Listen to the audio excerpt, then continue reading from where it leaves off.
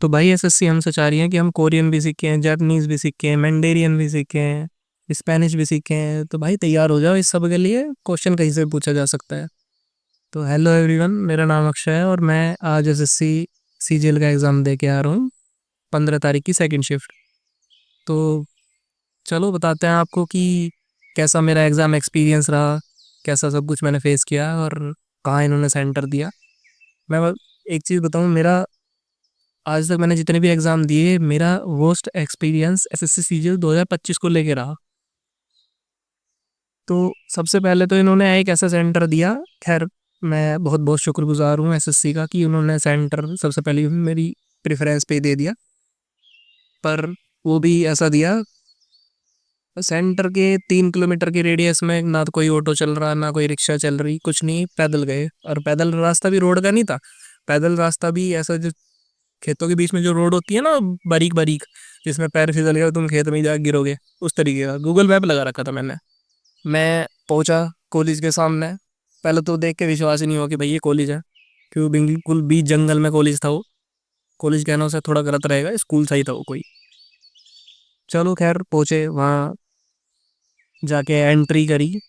उसके बाद में एंट्री करके अपनी अटेंडेंस लगा के हम जाके सीट पे बैठे। तो सीट पे बैठा था, मैं कंप्यूटर की तरफ देख रहा था। तो थोड़ी देर में ही मेरे कंप्यूटर की स्क्रीन चलनी बंद हो गई। मैं माउस वगैरह हिला के देखा, मगर कभी कुछ दिक्कत आ रही हो, तो वो नहीं चली। मैंने इन्विजिलेटर बुलाया, इन्विजिलेटर आए तो उन्होंने आके थोड़ी सी उसमें माउस देखा, फिर उसके तार वार से बदले।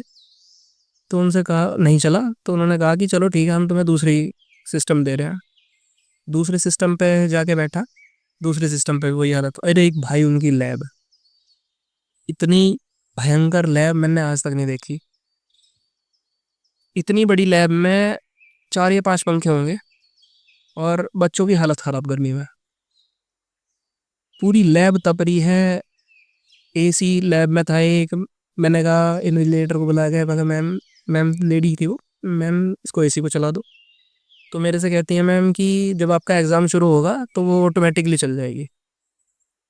चलो कोई नहीं। फिर थोड़ी देर बाद में एक लड़का भी आया मेरे से, मैं तो मैन टू मैन कहा कि भाई यार चलवा दे एसी, क्या हो दिक्कत आ रही है। तो फिर उसने बड़ा फनी सा जवाब दिया कि भाई ये जब एसी चलेगी ना तो तुम्हें दिक्कत आएगी। मैं कैसे? ये एसी ना आवाज़ करती है, तो तुम डिस्टर्ब हो जाओगे।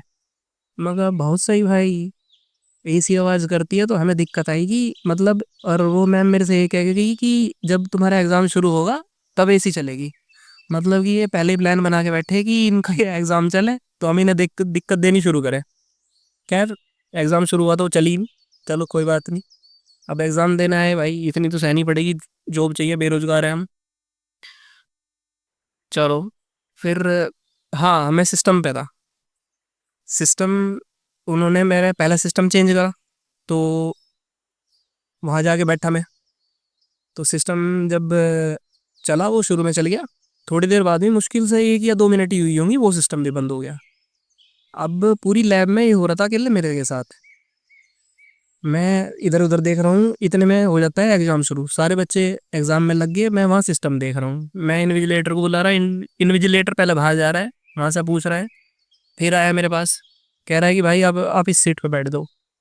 मैं उस सीट पे जाके बैठा, मैंने अपना एग्ज़ाम शुरू करा।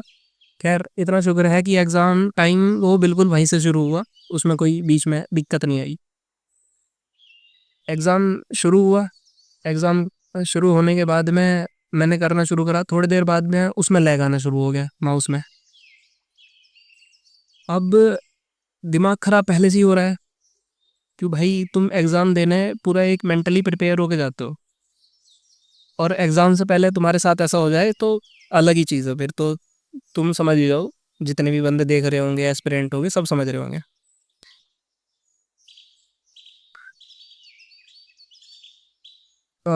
थोड़ी देर में वो जाके लैग ठीक हो गया। हालांकि मैंने इन्विजिलेटर को बोला था, पर उसने कहा कि थोड़ा सा चलो वो ठीक हो जाएगा। ठीक हुआ, उसके बाद मैं एग्ज़ाम देना शुरू करा।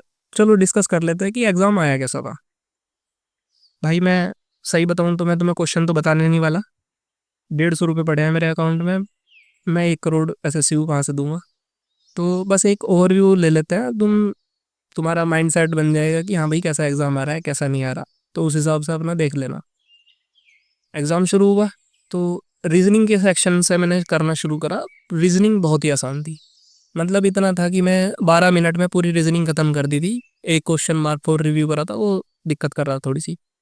पर हाँ, रीजनिंग के 25 के 25 क्वेश्चन डुएबल थे, उनमें से एक भी क्वेश्चन ऐसा नहीं था कि तुम ना कर सको।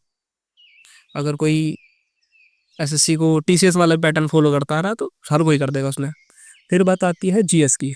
जीएस में एक दो क्वेश्चन बड़े फनी पूछे उन्होंने, भाई मैं कहूँगा।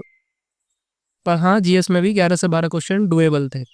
अगर थोड़ा भी तुम परमार सर को फॉलो कर रहे हो या कोई सी भी बुक पढ़ रहे हो तो 11 से 12 क्वेश्चन तुम आराम से कर दोगे। क्योंकि 25 तो मुझे लग रहा परमार सर भी नहीं कर पाएंगे अनटिल अनलेस उन्हें कोरियन ना आती हो। तो देख लो आगे, तुम खुद समझदार हो। फिर आते हैं मैथ के सेक्शन पे। मैथ भाई अच्छा खासा पूछ रखा है, मतलब मैं मजाक नहीं करने का। हाँ, 15 से लेके, मतलब अगर कोई नॉर्मल तैयारी करने वाला है तो 15 कर देगा, और किसी की बहुत बढ़िया तैयारी है तो वो 20 कर देगा।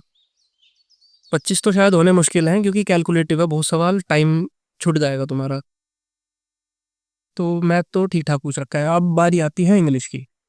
इंग्लिश उन्होंने, भाई मैं तो कहूँगा मेरे एग्ज़ाम में तो अच्छी खासी आई थी। पैसेज जितना खतरनाक था, मैंने 3 बार पैसेज पढ़ा, 3 से 4 बार, मेरी एक बार भी समझ में नहीं आया। मैं बता दूं, मैं सीबीएसई से पढ़ा हुआ हूँ, इंग्लिश की रीडिंग भी मेरी अच्छी खासी है। और मुझे कभी ऐसा लगा नहीं था कि मैं पैसेज में कभी दिक्कत करूँगा। पर मान के चलो कि पैसेज में मुझे 6 से 7 मिनट लगे, और मुश्किल से 2 से 3 ही क्वेश्चन हो पाएंगे, और उनमें मैं श्योर नहीं हूँ कि सही है या गलत है। बाकी PQRS भी था एक, वो भी अच्छा खासा था, और बाकी तो नॉर्मल ही था, ऐसी कोई दिक्कत नहीं थी। पर हाँ, मैं इसे कहूँगा मॉडरेट से हार्ड के बीच था एग्ज़ाम। तो इतना ज़्यादा टफ भी नहीं था जैसे मॉक आ रहे थे, टेक्स्ट बुक ने मॉक बना रखे थे या टीचर्स ने मॉक बना रखे थे, मैंने देखे थे, गगन सर के भी लगाए या बाकियों के भी लगाए। मॉक्स इतने भी हार्ड नहीं, मॉक्स जितना हार्ड तो नहीं है पेपर। अगर सिर्फ स्कोर की बात करूँ आज के एग्ज़ाम में, मतलब कि 15 तारीख की सेकंड शिफ्ट, तो इसमें मुझे लगता है कि 65 से 70 बहुत ज़्यादा सेफ स्कोर है। अगर इतना बैठ गया तो बहुत आराम से प्री क्लियर हो जाएगा, अगर सब कुछ सही रहा, इसमें धांधलेबाजी ना हुई, होप्सो ना हो, तो ठीक है। इतना स्कोर 65 से 70 अगर कोई क्वेश्चन करके आ रहा है तो बहुत ज़्यादा इजीली हो जाएगा उसका। बाकी तो मेरा अगर ओवरऑल रिव्यू बताऊं तो इतना ख़राब तो मेरा कोई एग्ज़ाम नहीं गया, मतलब मेरा इतना ख़राब एक्सपीरियंस नहीं गया किसी एग्ज़ाम में। एसएससी के इससे पहले भी एग्ज़ाम दिए हैं, बाकी स्टेट के भी दिए हैं, और आईबी के भी दिए हैं, बैंक के तो खैर मैंने दिए नहीं। पर हाँ, इतना ख़राब एक्सपीरियंस तो किसी में नहीं रहा।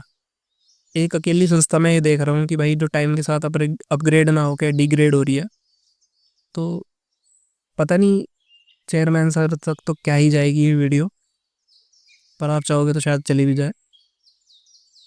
पर भाई, तुम बच्चों के लिए सारी चीज़ें कर रहे हो और इस चीज़ से बच्चे ही खुश नहीं है, तो तुम खुश किसको करने में लगे हुए हो? एक बार बच्चों की रिव्यू भी सुन लो, बच्चों की भी सुन लो।